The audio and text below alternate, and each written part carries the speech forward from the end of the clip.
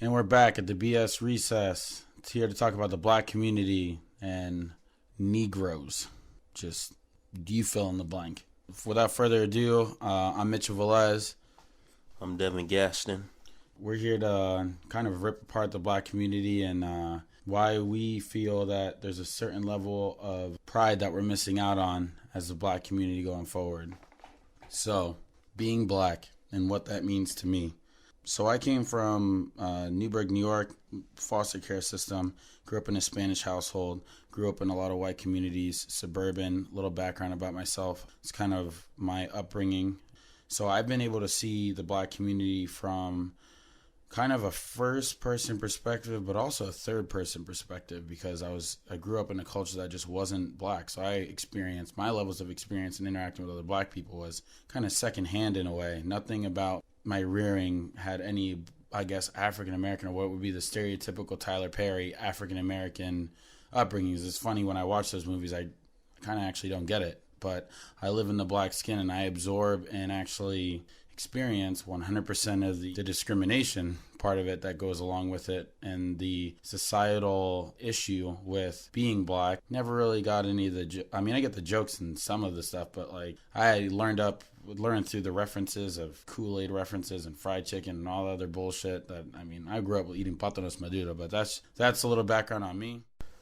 My name is Devin Gaston. I was born in Homestead Air Force Base, located in Dade County, South Dade County, better known as Miami. I was raised in New York City. I lived in several places, but my black experience started here in Florida and later relocated to New York City, Connecticut. From my experience being a black man and here in the United States, my black experience, it just allowed me to see that the mindset, how we see ourselves, but how others see us, regardless of where I went, it never changed. Linguistically, we may interpret or carry different form of communication amongst our peers, but collectively here in the United States, it's one identity, one voice, one reality. The nightmare is all the same. The state lines change, but the way the people are received and viewed are all the same, and the way that we respond to how society views us, for the most part, has been very much the same. I would say for myself, growing up, my mom, she had me when she was 14 years old. That there was one of the more mainstream stereotypical black experiences. Aside from that, I never became the status quo. I didn't go straight to mainstream college, but I did pursue, higher education right after high school. I never had any children. I never went to prison. No jail time for me either. Never was arrested. My wrists never have felt handcuffs. So I defied a lot of, I would say, the stereotypes and some of the more predatorial aspects of society that are reserved for black males. So I would say I was a success coming from a very unsuccessful situation. And as I mentioned, navigating from Florida and having that as my foundation for my resume as I went on and had to go and assimilate into different environments, living here under a mass concentration of racism, and then moving to New York City as a kid where I saw a lot of black on black crime, but then I also saw a lot of brutality from police forced upon the black community. It was a different reality. And then once I left New York City and I moved to Connecticut, Connecticut was more peaceful, but it was still separate. And there was a dividing line between very, very affluent Caucasian American versus now here it is, I'm a black guy, but I'm a black guy in a territory where 90% of the black people are Haitian. So it was a whole different culture there, but the dividing line and the bias towards the black collective was still prevalent, in Connecticut. So me going from Florida as a kid encountering racism, moving to New York encountering racism by, I would say, the police, which most of these guys were Italian from the outskirts of New York City, mostly like Long Island, or some even from upstate who would come in and work, to moving to Connecticut, which was, I would say, a good life experience, but it also showed me how real it is at the same time. Heard my first N-word when I was in, I would say middle school. We're going to say it out here. So nigger. I never really identified with it. It still stung the same. I believe it still all stung the same. The bias that I felt growing up and what I've experienced, it all stung just very similar. It never really deviated. That hurt and that sting of being discriminated against, something that you can't change, something that is just your outward appearance. You are just that image for the rest of your life. Like there is no, I mean, everybody's opinion on that image is you, and that's what you'll forever be. And it's a little bit rougher than what people make it out to be. Everybody's like, well, the LBGT thing is still the same and everything else is still the same and we're still being discriminated against just like black people were. Well, not really. You never had you could close your mouth and be silent as a gay person and just exist in your own space and never tell anybody, and nobody would treat you any differently than you were 5 minutes ago, 10 minutes ago, or whatever for your whole life. But being black, you are instant. That is what you are. My struggle and my biggest angst that I have living this life through black skin and this kaleidoscope, rose-colored glasses that I live in, I almost hate even being associated with other black people. Like the idea of somebody associating me with the stereotypical black person bothers the shit out of me, because I just know that's just not me. That's not what I want to represent. And that image has been tainted. The idea of being a black man isn't what it used to be. Back when we were fighting for civil rights, like we were strong people. I say we, even though, I mean, part of me feels like I can't even count myself amongst, but we, because I still share that same bias throughout my life. Here we are, and we're not strong anymore. And I don't think Black Lives Matter made us any stronger. I feel like, if anything, for the years after, Martin Luther King, and we've not only wanted to be equal, or we wanted to stop being separate, but we also wanted to be equal. And we had Black History Month, which I completely don't agree with, because it just makes us more separate. BET, which makes us more separate. When you have black and white channels, black and white it's no different between black and white bathrooms and black and white water fountains. Like, you're just sitting here trying to separate yourself, but say that we're all equal in nature, but you're identifying as something different other than American. Like, it's my same beef with everybody else who comes from everywhere else. It's, you come here, born here, or you live here, and you get your American citizenship. You are American. I mean, you culturally can hold whatever reservation that you want, because, that's your freedom to do so. You hold tight to your Islamic traditions, black traditions, your Spanish traditions, and all that stuff, but you come here and we all unify under one flag. Now, there's a point in that where there is not a lot to be, for black Americans, there's not a lot to be proud of. Being a black kid in society, you already feel like everybody looks at you with an evil eye. That's a hard shadow to kind of run from. That's how people are going to take you. Now, I feel like I'm well-spoken. Probably not if you heard any of my last podcast, but I feel like I'm better spoken than most, and it's like a switch. I could flick on that ghetto, ignorant, black speak switch, but that's never been something I really identified with. And it's funny is because every time I speak slang, I still feel kind of like out of place, like I'm pretending to be black, but I'm not really black. It's just, I'm acting like I'm acting like a black man, like what we identify a black man would be. And me talking to you right now and you hear my voice, you're like, well, you don't sound black. Well, what does that sound like? You know what I mean? What have we identified that the stereotypical sound of a black person, the stereotypical dress of a black person? And I'm not gonna lie to you, I mean, you guys only hear my voice unless any of you guys have me on Facebook or anything, but I try to fight against those stereotypes. I make a day of it. I make a day out of, how can I show people that I'm just not this black man image? Because when you even say it, and when you think of it, it seems like it carries this negative weight to it. Like, that's a black man. And when people, I know I'm expanding around a lot of things, but when you go to a neighborhood, there's people hanging out at a gas station. If there was a whole bunch of white people at a gas station, what would you say? Well, they're just people at a gas station. You go to where there's a group of African Americans hanging out at a gas station, you think that the neighborhood's run down.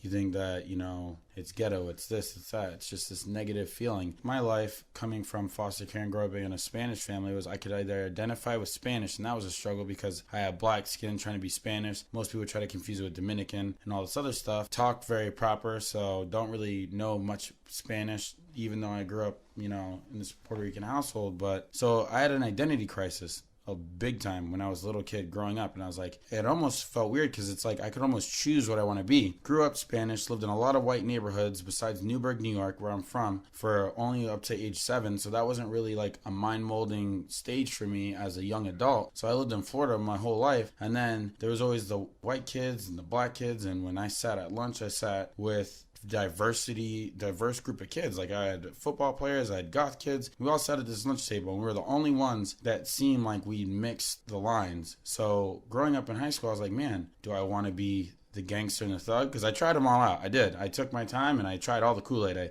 I tried gangster, I tried thug, and I tried white, I tried redneck, I tried country, I tried Spanish, and it's funny to be that chameleon and being forced to be that. But the one thing that I was trying to escape was being black.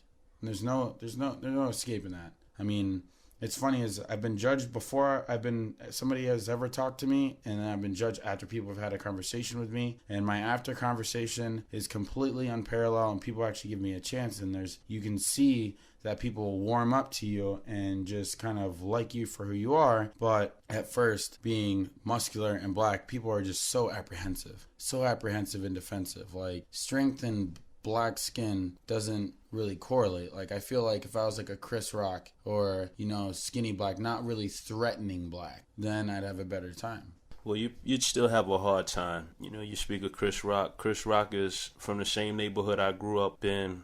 He grew up 4 blocks away from Decatur and Marcus Garvey. And I grew up on Hancock between Lewis and Marcus Garvey. And Chris Rock, non-threatening guy, skinny. There's nothing about him that's intimidating. But he tells stories of going to school. I think he went to school in Canarsie. And Canarsie back in the day was highly populated with Italians. But he spoke of rape, being a victim of racism, being beat up.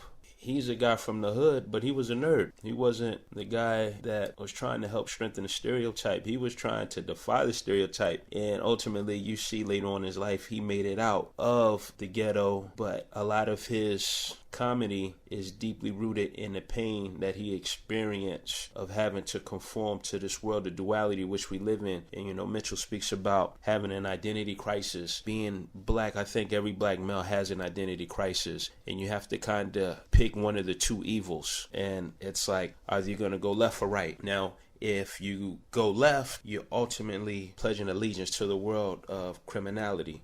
Now, if you go right, pledging allegiance to a world of helping, I wouldn't say strengthen, but conforming to a system, conforming to this Americanized view of what it is to not really be black. And it's a conflicting position to be in, because you ultimately still, at the end of the day, you want to reserve who you are, your trust, your values. It has to benefit those who look like you in the community you come from. But then at the end of the day, your values, who you are, and the system of trust that you want to devise, you want it to benefit everyone. But the way the world is and the way black people are molded into American society, you have to pick and choose. And doing the right thing isn't necessarily viewed to be right in the black community.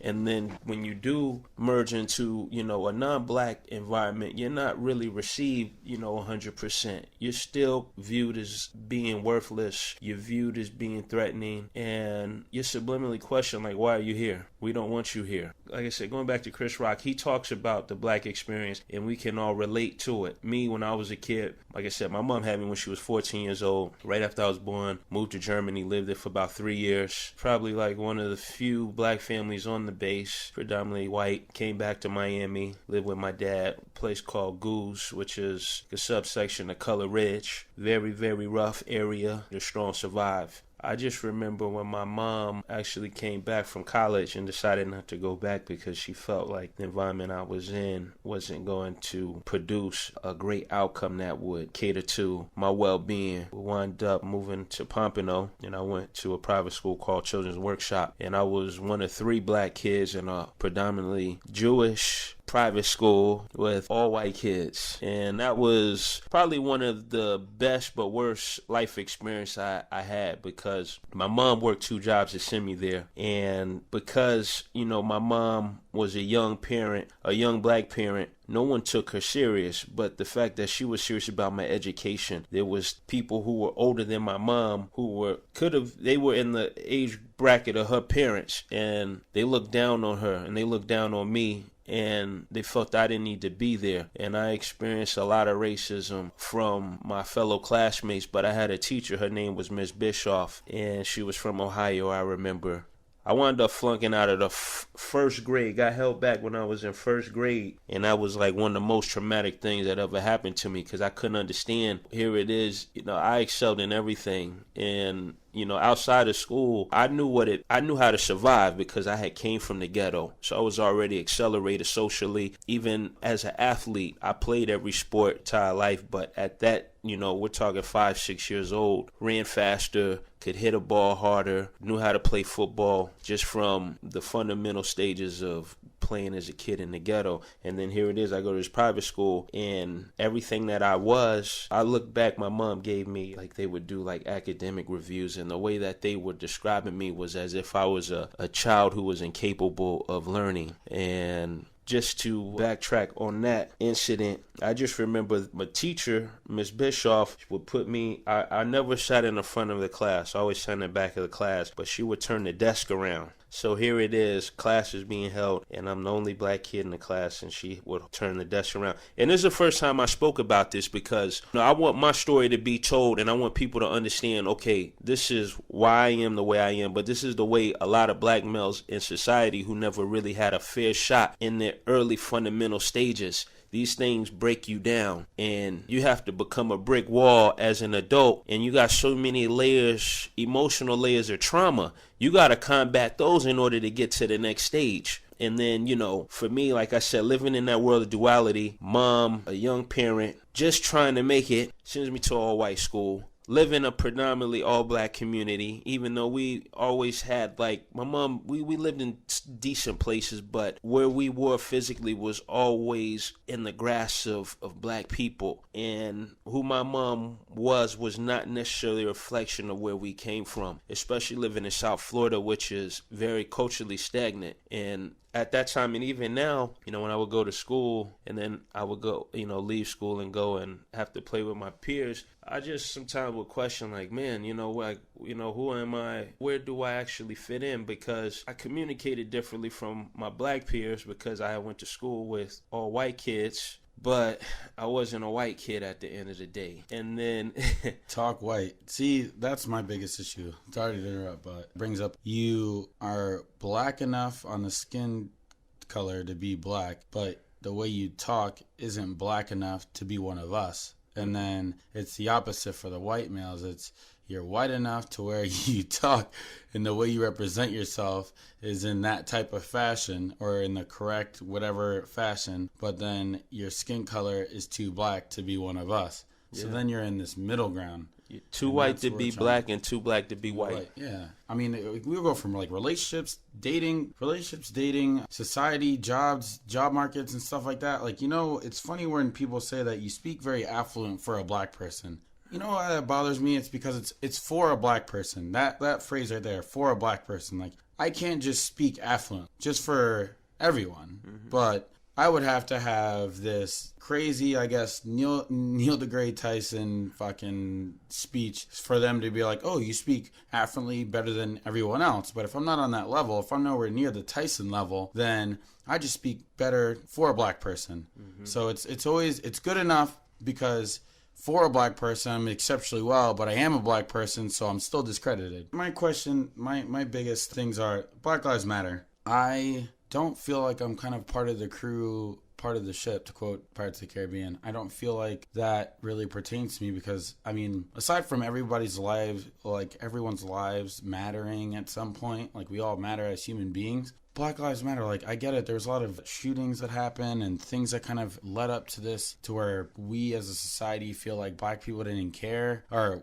other people didn't care about black people. But you got to realize that, I mean, Black Lives Matter coming about it's not too far-fetched because you can see the way the news is shaped. When black people being gunned down finally got in the news was when people started using camera phones to videotape it. And it kind of became this viral videos on the internet, and then the news would finally speak about it if it got enough views. Not if it got 1 or 2 views, but if enough people had seen this atrocity that got videotaped, then it would get promoted to actual news standard. And that's how black news, and that's the only way you would kind of get a sneak peek into the ghettos besides the bullshit gang member documentaries that happen on History Channel. That's the only reason why, that's the only way you would get a live feed into what's actually going on in the black culture, in the black communities, and the levels of either racism or oppression. That was it. Now, if you watch the news now, it's hard to, like, black guy gets gunned down, just like, a black guy died in the hood today. In other news, and it just quickly bypassed. So this has just brought more attention on it, and I think that this group kind of retrograded and finally got fed up and just was like, you know what, we're going to come together and say Black Lives Matter, because at some point I guess collectively the black community was just like, you know, nobody gives a fuck about us. Nobody gives a fuck about any other community, but I mean, ones that have media attention versus ones that don't have media attention, then I mean, you have this divide. I just feel like everybody's life matters equally, but I mean, whether it gets publicized on the news outlets or whatever negative things happen onto you is kind of just the way our culture and society is. It's such a commonality for black on black crime, people to die in Chicago. Like, you think those fucking Detroit or whatever, do you think every murder gets documented and aired on the news? No, they'll wait a week, they'll wait 2 weeks, they'll wait till the body count's high enough, and then they'll report, hey, 10 people died today, probably hit or miss, a couple more that probably just happened. That's where that's at. I don't stand behind stepping on American flag because we're all Americans at the end of the day. My life matters next to the American next. You can say Black Lives Matter, but I just want my life to matter, period. And I'm working to make my life matter and make my life matter in society, but I'm doing that on my own accord. Well, I first and foremost just want to address the purpose of the Black Lives Matter movement, which was never intended to slight humanity. Originally, it was a nonviolent response to people who had either been not killed anyone or nor possessed a gun, but were killed in the hands by people of authority. And it also was put in place to defend the lives of all, but shed light on those who continue to be victimized in a country where race plays a big role in determining who shall live and who shall die. Some people refer to Black Lives Matter movement as a hate group. It wasn't a hate group. It was a slogan that was adopted from a Facebook post. Someone shared their views in disdain about the acquittal of George Zimmerman, who shot Trayvon Martin, a minor who had no gun, just minding his business, you know. And this story had got the national attention, but it didn't really get the arousal of emotions from people outside of the black community, where there was All Lives Matter initiative set in place. All Lives Matter wasn't even really significant until the Black Lives Matter slogan had came about. And the 3 individuals who started it, they all kind of, it was like a domino effect. You know, you had the young lady from Oakland, Alicia Garza, who is a political activist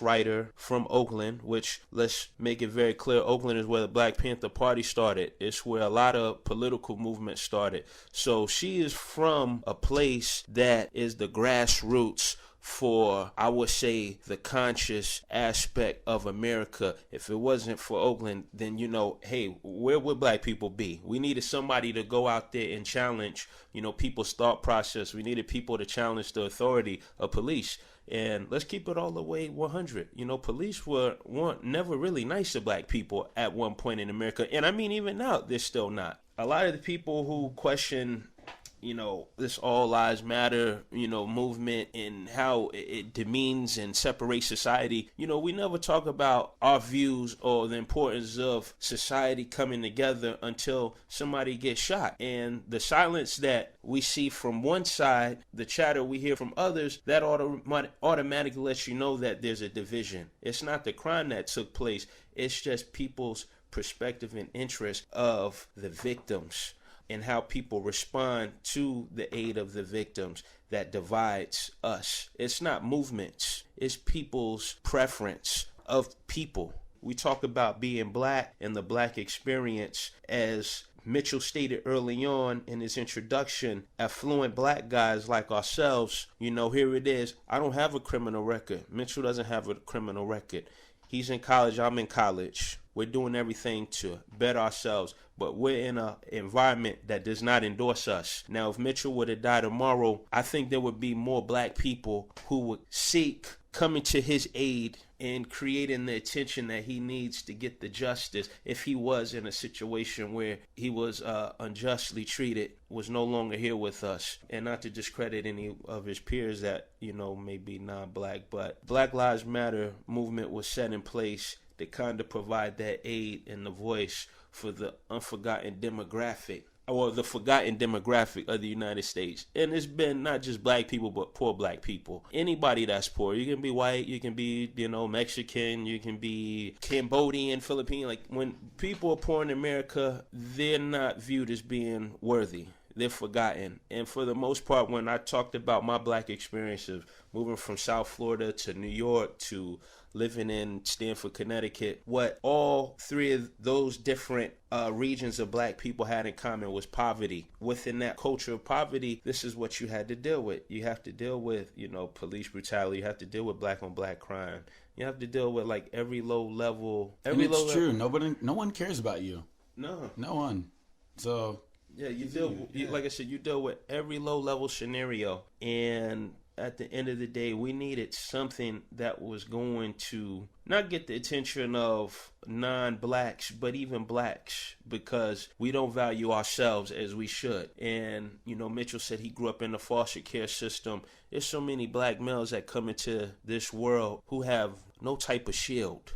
You look at National Geographic and we look at baby cubs when they're born and how they have to go through all these different stages of development and how each stage plays a very critical role in their survival. We're like the baby cubs amongst the hyenas and the rhinoceros and all the other wild animals who are trying to eat us. And sometimes the only person that we have is that mother lioness. There's no type of shield there. And that's how I look at us. We like the baby lion cubs. I feel like the Black Lives Matter movement created that shield to protect us from danger. Just creating dialogue. Dialogue is very, very, it's not detrimental. It's, if anything, important. That's what it did. Aside from all the anti-Black Lives Matter rhetoric, I see it as something that was put in place not to do harm, but it's a conversation starter. That's what we're having right now. We're having a conversation about it. It grabs the attention so much that you actually have to talk about it. As I mentioned, this whole narrative about it being a hate group, it didn't start from thugs. The three individuals are college-educated women. One of the women, she's a lesbian woman who was thrown out of her home at 16 by her religious parents because she was gay.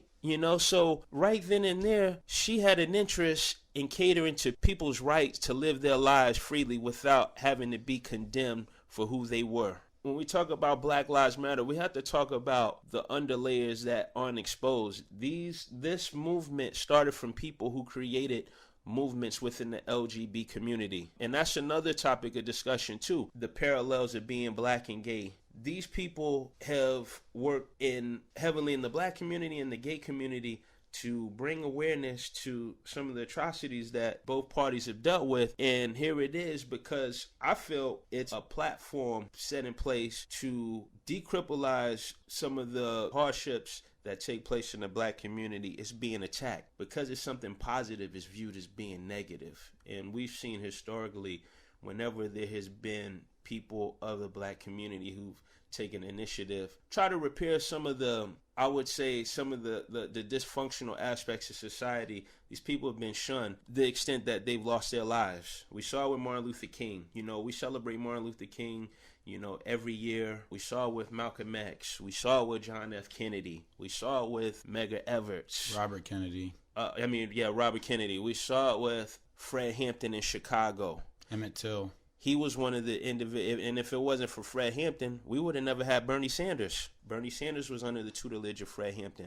But these were people who got the attention of the world. They unified people. They used their voice and their movements as a platform to create better lives and create comfort for, like I said, the demographic of the forgotten people. And ultimately, it's being casted as something that it doesn't represent. Another thing, too, you have people mimic things and they don't have the best interests of the things or the movements or organizations they partake in. So when you see the violent demonstrations, some of these people aren't even a part of the Black Lives Matter movement. They're just people out there who don't necessarily have a purpose. They just want to be angry, just to be angry. Angry people mismanage emotions. Yep. With really no type of intellect attached. Well, they're seizing the opportunity of distress and taking out their day in the stress against the so-called system by seizing the opportunity, seeing that this demonstration is going on peacefully or non-peacefully. I mean, they were peaceful all up until that one guy throws something or starts acting a fool, and then everything just erupts. And that was in a lot of the demonstrations that we saw from the Trump rallies. And it always, I mean, there's conspiracy theories that people were paid to riot and do all this other stuff. So, I mean, you could even see in that example, like, you got to take away and trim the fat of people just wanting to be chaotic because there's an opportunity to be chaotic. If there was a running of the bulls in this country, a lot of people would sign up just to run with the bulls, not even knowing the meaning behind it or why they're doing it. They're just doing it because they see the opportunity to do something crazy and chaotic, and they're going to seize it. So for me, I feel like the Black Lives Matter movement stopped representing me well in the minute they stopped stepping on the American flag and kind of denouncing and saying that it's rough. Like, growing up in the black community, especially with the whole Black Lives Matter thing, what really pisses me off is they're seeing America as white. America's white. So the flag is white. Everything about it is white. It's just all white. And then we're just niggas that live here, apparently. Like, what kind of shit is that? Like, we are American too. Like, America represents the borders from fucking New York to fucking California, the plot of land that we're fucking on and our rights within that land, regardless of what fucking skin color you are. You can't step on an American flag, which represents that of what I just said, thinking that you're stepping on the white man for anything. I mean, maybe the Confederate flag a little bit, but I mean, that lost meaning for a while now. That meaning got really misconstrued between people being proud of where they come from in the South to then white supremacists using it as a symbolism of racism, and the symbology just changed over the years. And I know a lot of black people, don't get me wrong, that have and fly the Confederate flag because they were either born in that era or were a part of the South, and they're proud of it. I mean, that's no harm in being proud of something that it depends on. Symbols are great as long as you using them to best communicate your values, and depending on what those values are is depending on how people and what people are going to take from that. So I can make anything racist. You know, I make a red shirt racist, blue shirt racist. I mean, we have Bloods, Crips. You can make anything offensive or offensive to kind of people. It just depends on the emotional response you want to attach to it, the meaning you want to attach to it. And the meaning that is attached to black people, being a black person, is not good. And I know it's not good because in a relationship standpoint and society, I mean, not so much in society, because, you know, I was in the United States Marine Corps for 4 years. There, you could be any way, shape, or form, different color, whatever the hell you want, but you gonna die like the rest of us. That was pretty much the mantra. We never said it. No matter what skin color you are, fucking bullets don't discriminate. So we all unified under one flag, one country, one purpose, and we went and we brought it to the enemy. Now, white guy doesn't give a fuck if I'm black carrying his ass out of a firefight because I have an equal chance about getting shot than he does, and I'm trying to save his life, and vice versa. So coming from that, obviously my American pride is really high, and I don't like the fact that black people are trying to demonize all white people because of the few. That's pretty much what white people do to us, and I don't feel like an eye for an eye is a good thing to do in this situation. Like, I hate when white people have a black experience that wasn't that great at some respect, and they decide to take that and just demonize me for it. Like, I didn't do that to you. I'm not that guy that shook the lunch money out your pockets when you were a little kid. That's just not me. I mean, few people do that, but when it's happening on a mass scale like what we're seeing, you got to realize what you're preaching. And I feel like Dr. Martin Luther King and Malcolm X, they always reaffirm the basics of why we're doing this and what we're here for and the image of what this needs to look like. They painted the picture over and over again to say, paint it like this. Show people like this. Do this. the way we're painting the image now, we're allowing people to be as radical as whatever they want to be because we feel like their emotional hurt requires that amount of radical behavior, when in all reality, they need to suppress the emotions out of it and just speak their mind and speak freely. Because, Martin Luther King was like, we're just going to keep marching. No violence, no nothing. Did people have the right to be violent? Did people have every reason to freaking lash out? The scars on their back, the freaking bruises from the hose? Yes, they did. But we all unified into that image where it's going to be a non-violent protest and just kept on reaffirming it. We don't have a leader to stand by. And I feel like everybody's like, oh yeah, what the hell are their names on Capitol Hill? Whatever, I'll think about it later. But you know the hell I'm talking about. Those guys that apparently are race baiters that everybody tries to talk about, and I don't even know them because that's how disconnected I am from the black community. But we don't have people like that to come and speak to us as, I guess, a people and represent us, or speak as a representative to us saying, hey, this is the way we should go about things. This is the best idea, and this is how we want to be pictured. We don't have a good role model to follow. And you can't say Obama, because Obama was speaking to all Americans when he was in office. He wasn't saying, black people, come hither, listen to me now. No. And Martin Luther King was that civil rights leader. He was like, all black people, listen to me. This is how we should go about things. And there was black people that disagreed with him.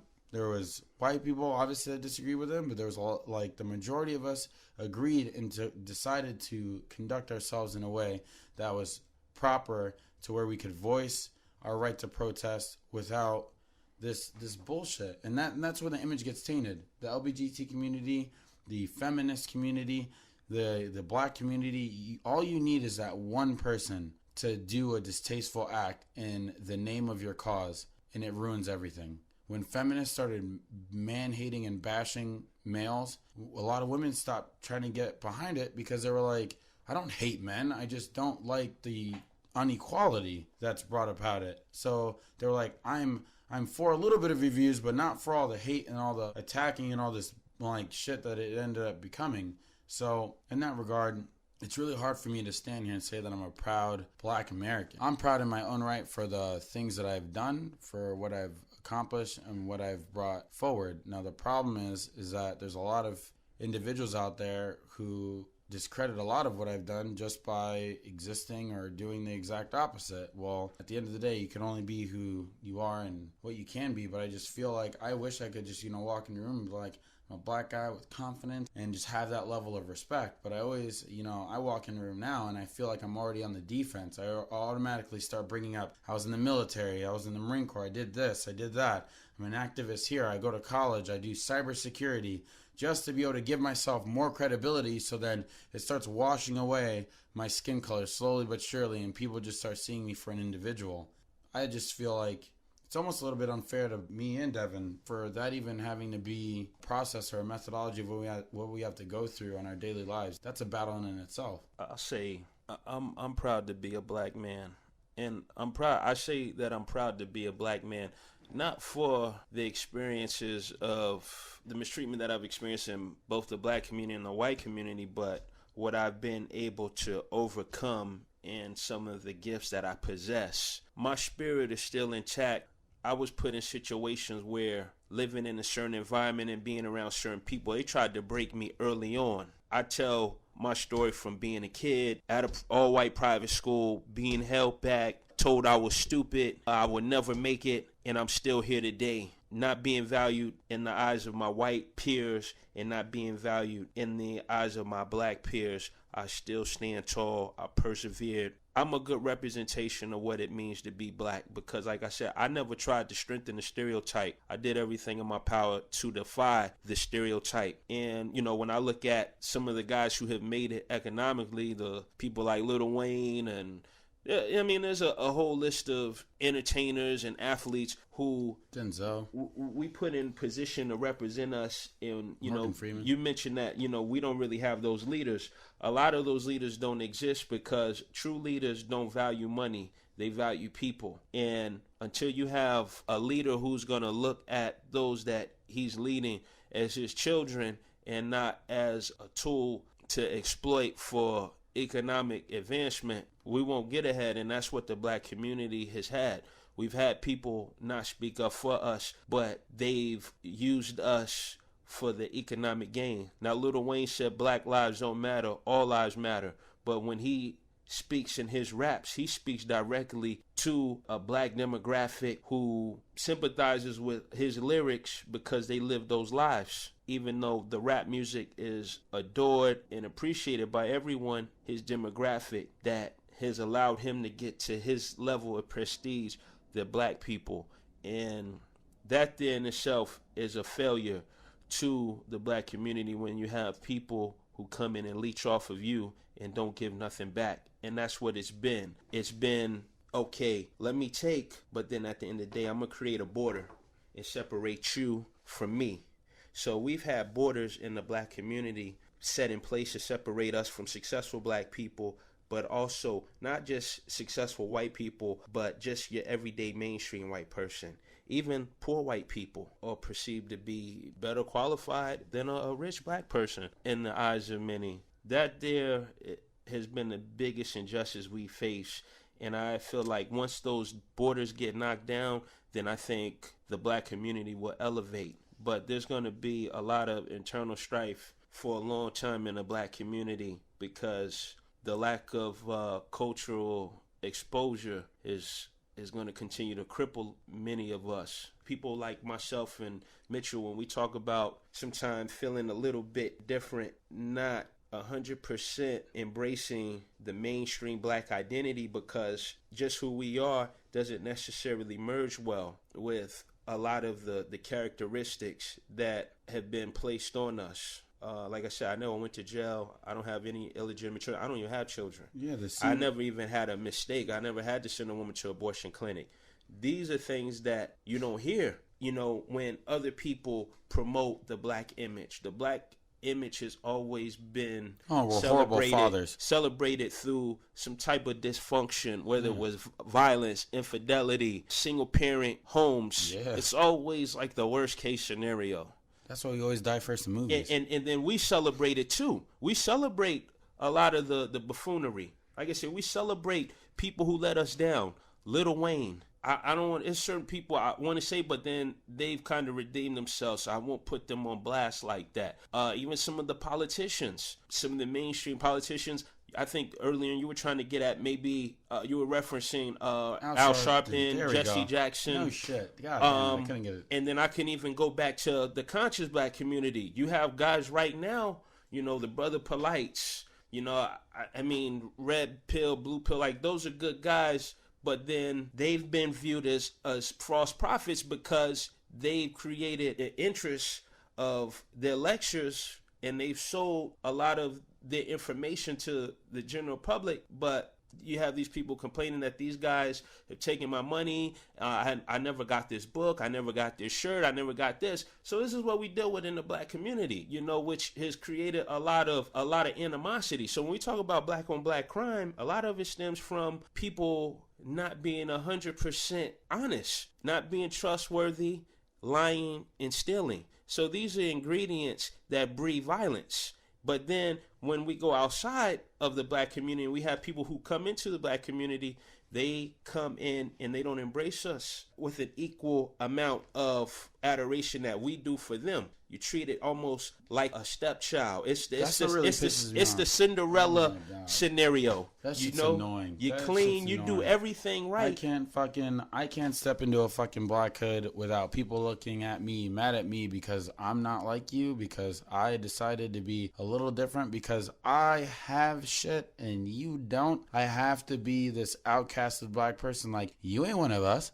You ain't one of us. You know what's funny? And I'll segue into this real quick. The N-word, nigger. Oh my God. This word is just so awesome to say. Nigger, niggas, nigger, whatever. You know what's funny? I don't even get offended by that word anymore because of the fact that it's just not what I am. And I've been so disjoint from the black community, and I really focus obviously on the definition of the word of being an ignorant person. And I just feel like I don't represent any form of any of that, so it doesn't even get me mad at this point. Like, somebody could call me a nigger, but it's like, dude, I mean, I'm a bachelor's degree in cybersecurity. Like, what is ignorant about me? Like, I wouldn't get, and there's an image to that word being said. If I had you paint the black image, what would you paint?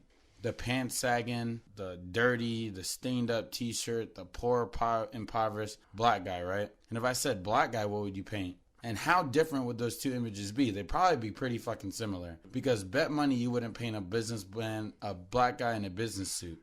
You wouldn't. You just wouldn't. And what's funny is I wear business suits all the time, and it's like the Django Unchained fucking movie quote. It's like, that's a nigger on a horse. Yeah. Because it's so shocking to see a black person wearing elevated clothing, or what's seen to be elevated clothing, business attire, really professional, soft, outspoken individual. That's just so out of people's parallels that when I walk around in a suit, freaking downtown, uptown, around town, people just stop. Look, man, you're looking sharp. Holy shit. Who are you? Now I'm a something. Well, you know, we talk about living this life of duality. Those images of elevated decor aren't appreciated when you go into a black establishment. Like if we were to go into Beecham on a Friday, Saturday night, you dressed in a suit, you're not going to get a woman in there because it's a different type of social group you're dealing with. As far as when you talk about black people, you got to have a gold teeth, you got to have a dreadlocks. You need to be thug. You know, but then if you navigate into a more Caucasian-based social group, regardless of how you're presented, you're still going to be ranked with those guys who I would say are viewed to be less appealing and who carry a more traditional criminal identity. You can be up, you can be this high, you can be this low. There's still going to be people, they're going to view you all the same. What's that level of expectation? It's like, you know, if I look like I make money, then I sell drugs. But if I look like I don't make money, then I just don't make money. You don't make money. So you're still worthless. You're still worthless. So it's like, regardless of what you have or how you present yourself, you are. But like I said, me being a proud black man, I never let the opinions of others separate me from who I am. Anytime I go out, I make sure I'm 100% as far as clothing, brush my teeth, floss, hygiene is a top priority because I know I'm viewed as being, you know, inferior. Devin's fresh as fuck. Yeah. It's a number one priority for me, but I know Devin is fresh to the gum line. Yes. That nigga is minty fresh. Yes. And like I said, you know, people like, you know, Mitchell and I, it's almost like I said, you know, you're too black to be white, but too white to be black. Just black people, you know what? If you're black and you're listening to this, love us. Because we have to deal with you. Like, well, fuck. just know, like, there's not, you know, you have your different, you just have different black people, just like you have different white people. You know, white people not every white too. person is a redneck. Not every white person is toting a Confederate flag. Yeah, not every black person wears gold teeth and dreadlocks is from the South. I mean, there's just, you have your different levels of people. And I experienced that moving. You know, when I left, you know, living here in Florida, I felt like black folks were very stagnant because it's the system of racism that's set in place. So it crippled black people for the most part. Now, when I moved to New York, I saw black professionalism. I saw black people who were business owners, multimillionaires, you know, authors, lawyers. Yeah, we don't have any of those examples in Florida. And then I moved to Connecticut. Connecticut was, you know, a smaller population of black people, but I saw black educated people who spoke the same language as their white peers, even though there, as I mentioned, the borders, the disparity was, okay, race, finance, but education, it brought everyone together, it made you one. You know, when I mentioned, you know, before we have these invisible borders, we need to knock them down. And instead of taking these vacations to all these, you know, places in Europe, we need to start taking vacations into each other's neighborhoods. Instead of viewing these neighborhoods as being threatening, whites need to go into the black communities, and blacks need to travel into white communities. Take a vacation to a black neighborhood, buy the drink package. And do it with your children, because that's what my mother did with me. When I was a kid, we used to go everywhere in South Florida, from the top of West Palm Beach to the bottom of Miami. I went to Little Havana as a kid. I knew that, you know, Latin people weren't just brown sugar complected. Some of them were black. I knew early on race wasn't determined by language. You know what I mean? You get a lot of people from the United States, they're like, oh, well, I'm not this because I speak this. I speak English just as many of my fellow non-black Americans do, but I'm still black. So I had already had those early life lessons. Grew up going to school with Haitian kids, had my Jamaican friends. I knew the difference between a Jewish person and an Italian person. So me and my mom reserving the weekend as class outside the classroom, I feel that that's what America needs to do. If we're going to push this All Lives Matter initiative, then all communities need to be considered and visited. All right, well, I would let you know that I know a lot of white people that ain't going to go on OBT, Pine Hills, Paramore, or nothing like that. Hey, Take the and damn you know kids what? there. I went there. Because I ain't going. You couldn't. I will buy the drink package. You could set me. I go on too many cruises. I'm talking drink packages and shit. But I'll let this. On a more non-serious note, Dave Chappelle was on the Saturday Night Live show, and he said something that was really, really funny to me about the whole Black Lives Matter movement. He was like, Black Lives Matter just stemmed All Lives Matter and Blue Lives Matter for cops. And he's like, I don't think the Blue Lives Matter is an accurate depiction of policemen, because you can be a cop and you can quit your job and you are no longer a blue life. If I could just quit being black, bye niggas. I mean, I would leave too. If I could just take it off and just live this other life that may give me a little bit more of a benefit, then I wouldn't stay being black. If you had to be reborn and you got to choose your own traits, what would those be? I mean, you'd rarely get a person that would want to be black. And a lot of the best black stereotypes, I mean, usually only have to deal with sex, and that's pretty much all we got. So, I mean, at least, hey, it's better than nothing. But white women, I love you. Just to let y'all know that. Black women, y'all don't accept me, so our relationship is kind of on the rocks. Everyone else, it's kind of free game.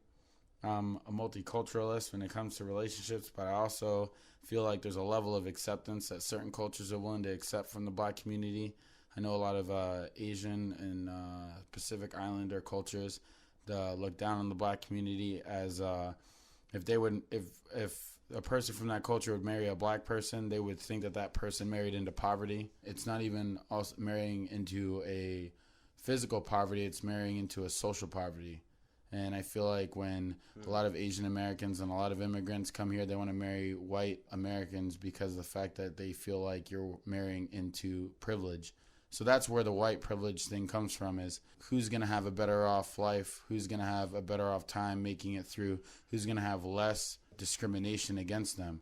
So a lot of immigrants don't want to mate and couple with black people because if their child has even a little bit of that in them, they know they're going to have to experience diversity at some point. And I mean, to each his own. Some people just don't want that stress. So I had sex with everybody besides black women because they haven't given me a chance, but I haven't really given them a chance, but we'll work it out. Well, I will say, your option of every woman, it's out there. You just got to travel. Here in Florida is very regressive. It doesn't really it doesn't endorse black people. I read somewhere that if you're black and you live in Florida, you basically support racism. And you were talking about just these ideas of interracial marriages pertaining to mating with black people. Many of these non-black groups, before they even really assimilate into anybody else's culture, they merge with themselves. They're empowered by who they are. The black community here in America has been so broken down.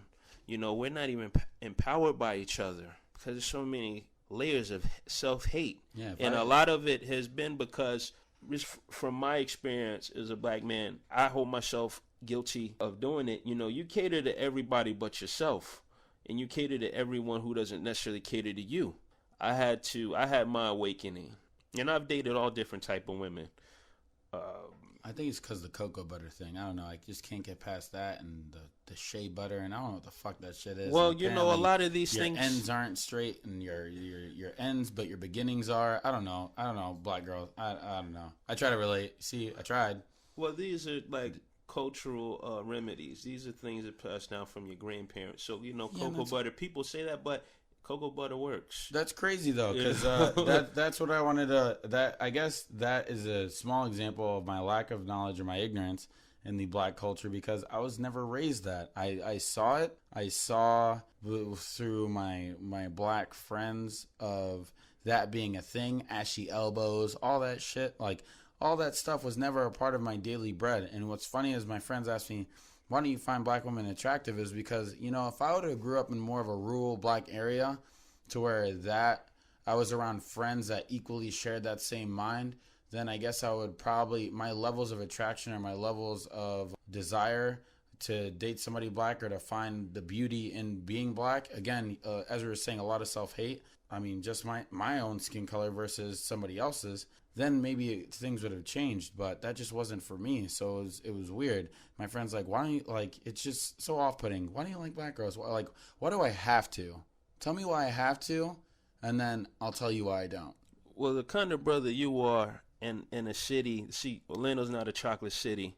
This is a vanilla/brown sugar city. I call Orlando Baby San Juan because it has a high population of Puerto Ricans. We're the white and with the Hershey squirts. The kind of brother you are, I don't think the average black woman will find you attractive because you have a different swag. I ain't black. Yeah, you have a different swag. I'm not black enough, damn it. I need to be black. More black. But I feel like if you were to go to a California or New York, you'll find a black woman who's just like you. You can go to Harlem, you'll find a woman like Khalees. She kind of has like that hood thing, but she's like a white hood girl. My mom is like that. My people in my family would call my mom white because that was my biggest thing.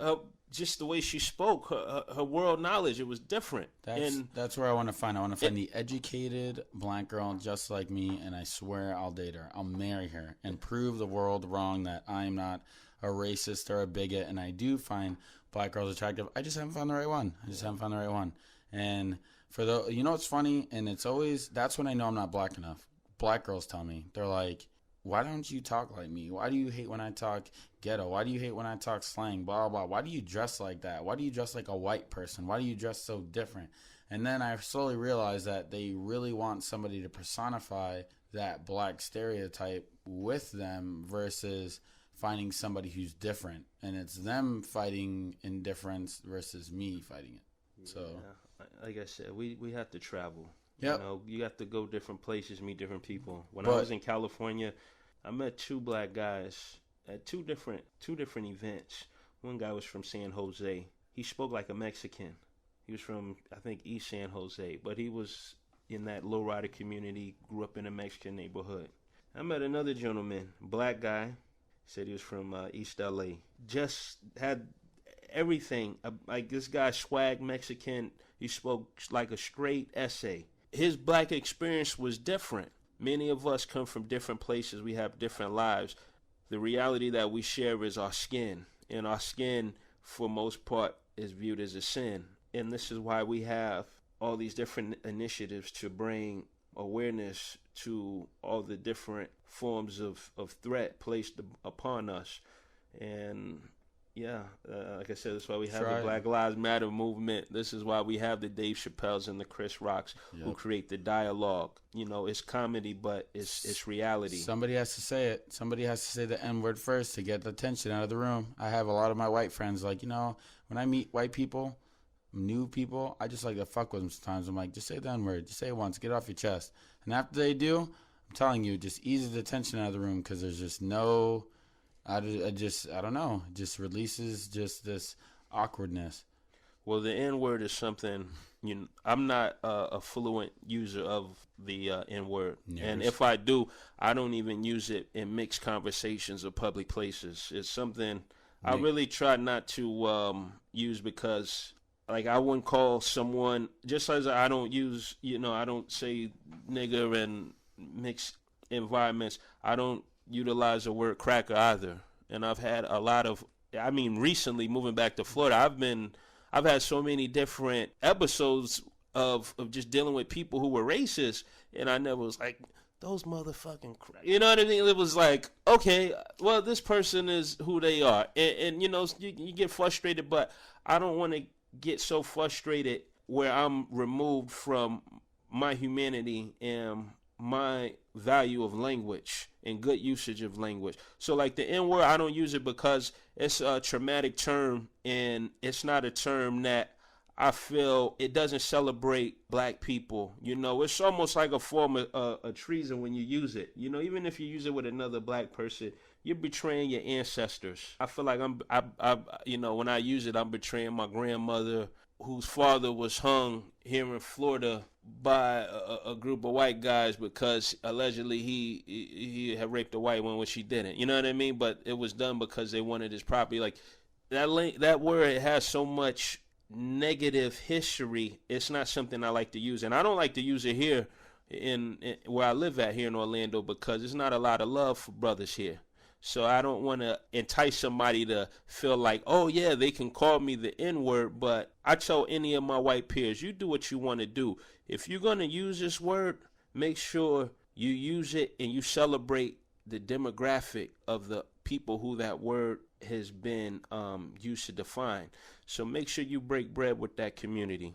Don't be a rapper that uses language to represent people who they don't care for. My thing is I've never used the word cracker before. It always makes me hungry. I don't, because nigger, that's not like a food. Cracker, that's a food. That's weird to relate you. Wonder bread, white bread, like shit. If I say it enough, I want to go make a sandwich. Let us know what you think. This is BS Recess. Closing it out, closing it down. Let us know what you think. Fellow black people, talk to me. Let me know. Hey, white people too, and I want to say, not to cut you off, but this podcast is to open up dialogue and not to put people down, but just to bring our reality to life and let our fellow Americans know, like, some of these things that you see on the news, they're still going on. The reality here in Florida is not necessarily the same as the reality of California or New York or Chicago. Or wherever you're at. But when we talk about the black experience, it is the same. Black people. Let us know your reality. Yeah. I want to hear your reality. And you let us know where you come from. How do you interact with people of different ethnicities? Show me on this doll where the black community touched you and the black people do the same. Yeah. And I want to find out what the fuck. And if you're proud to be black, then influence me. Influence me to be more black, blacker than black, blacky black, and accept me as being black. Because I don't know. I don't really feel the love from the black community as much as I think I should. Hey, you got love from me, man. And I'm one of the realest black men in Orlando. And I'm not saying that to be cocky. It sounds cliche, but I am, and I salute you. I salute, where you come from, your hardships, but I salute where you're going. And that's what it's about. It's not about who you are, what you are. It's about what you're going to bring to the table at the end of the day. I can't wait, because one of these days, quote me on this, I'm taking this whole black thing and I'm turning that shit around. That image shit, that's going away. Because, I'm doing modeling, bodybuilding, cybersecurity. Like, I am going to eventually create something in this world where they're going to be like, I want to be that guy. So, this is the BS Recess. Thank you for joining us on another podcast session. We out.